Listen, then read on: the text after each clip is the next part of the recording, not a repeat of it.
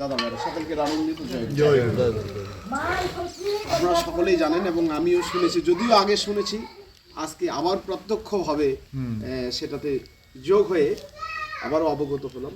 পরম পিতা রাতুল চরণে একান্ত প্রার্থনা নিবেদন করি, আজকের যে উদ্দেশ্য, সে উদ্দেশ্যে যে একটা গন্তব্য আছে, প্রত্যেকটা উদ্দেশ্যের একটি গন্তব্য আছে, আর এই গন্তব্যে পৌঁছানোর লক্ষ্যই হলো কিন্তু মানুষ।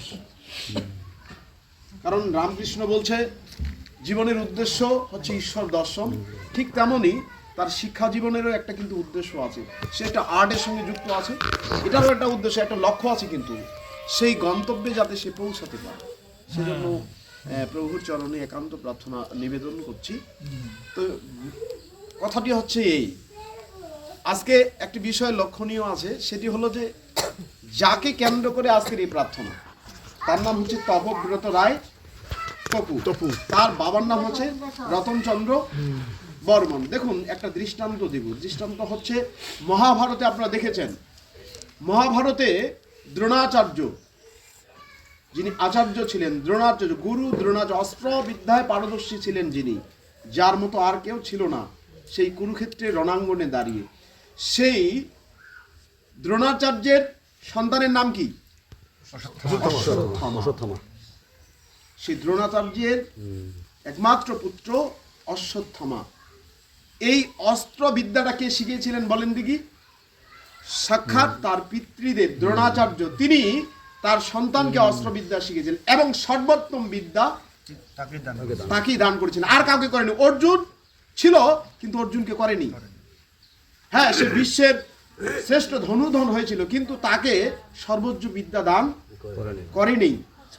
এদিকে তার মূর্তি ধারণ করে কি একলব্য হলো, কিন্তু সেটাও হলো না, কিন্তু সবচেয়ে তার একান্ত বিদ্যা দান করেছেন তার পুত্রকে। সেজন্য আমাদের ঋত্বিক যারা আছে, বিশেষত নিজের সন্তানকে নিজে দীক্ষা দেওয়া প্রয়োজন। এজন্যই প্রয়োজন, শুধু ঋত্বিকদের পরিবারের ক্ষেত্রে এজন্যই প্রয়োজন। আমি যেটা দেখেছি আমাদের বর্তমান উত্তরবঙ্গের, শুধু নয় ভারতের উপমহাদেশের যিনি বাগ্মী প্রবর, কে? প্রলয় মজুমদার, যার মতো আর কোনো বক্তা আজও পর্যন্ত তৈরি হয় নাই। ঠাকুরের প্রত্যক্ষ কথাগুলো যিনি বলতে পারেন, তিনি দীক্ষা নিয়েছিলেন কার কাছে? তার পিতা গোবর মজুমদারের কাছ থেকে। অন্য কেউ কিন্তু দীক্ষা নেই। সে সময় কিন্তু অনেকেই ছিল, জনার্দন মুখার্জি যিনি বিশ্বের অদ্বিতীয় বাগ্মী প্রবর, ওই সময়ে পঞ্চানন সরকার, সতীশচন্দ্র গোস্বামী, আরো মহান মহান ব্যক্তিত্ব ছিলেন, কিন্তু তাকে দেননি। কারণটা হলো তারা ঠাকুরের সঙ্গ করেছিলেন, আর ঠাকুরের সঙ্গকারীরা তারা জানেন কাকে কোন সময় কতটুকু দেওয়া প্রয়োজন। সেজন্য নিজের সন্তানকে দীক্ষা, হ্যাঁ পারিবারিক যারা আছে তাদের ক্ষেত্রে আলাদা, কিন্তু বেশটা সর্বোত্তমটাকে নিজের সন্তানকে সবাই দিতে চায়। সেজন্য দীক্ষার সময় দেখবেন, আমরা যখন দীক্ষা দিই অনেক সময় অনেক রকমের চিত্র, অনেক রকমের কথা, অনেক রকমের আলোচনা পর্যালোচনা এসে যায়, কিন্তু আপনি আপনার সন্তানকে যখন দিতে যাবেন তখন সর্বোত্তমটাই আপনি দিতে চান। এটি ঠাকুরের পরম্পরায় ছিল এক সময়। যাই হোক, তো এখন কথাটা আমি যেটা বলতে চাইছিলাম, তাহলে অশ্বত্থামাকে সর্বোচ্চ বিদ্যা প্রদান করেছিলেন।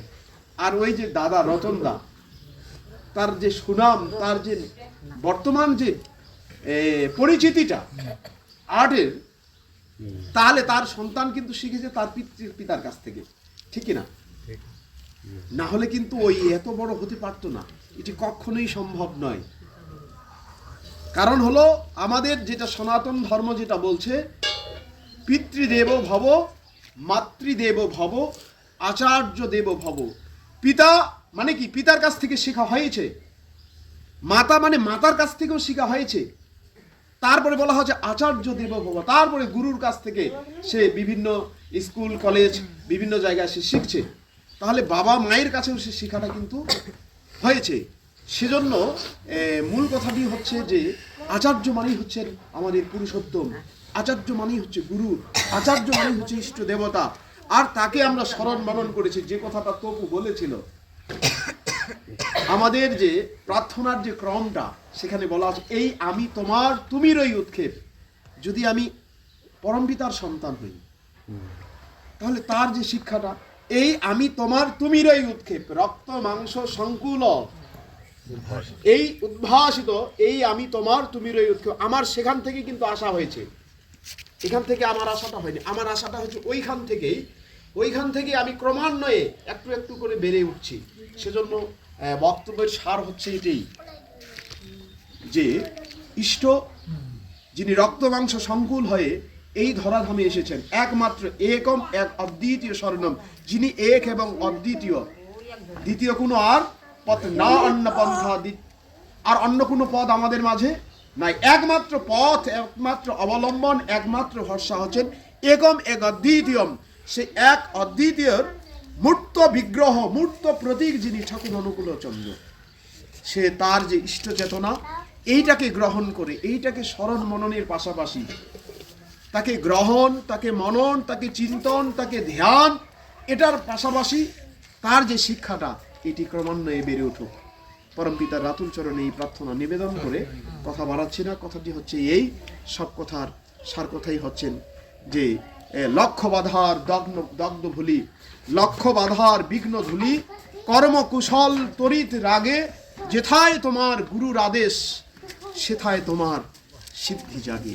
লক্ষ্য বাধার বিঘ্ন ধুলি, কর্মকুশল তরিত রাগে, যেথায় তোমার গুরুর আদেশ সেথায় তোমার সিদ্ধি জাগে। এটি লক্ষ্যটা সেখানে পৌঁছে যাবে। সবাই ভালো থাকি, সুস্থ থাকি, সে যেন নির্দ্বিধায় গুরুর আদেশ পালন করতে পারে। এই প্রার্থনা থেকে কথা শেষ করছি। সবাইকে জয় গুরু।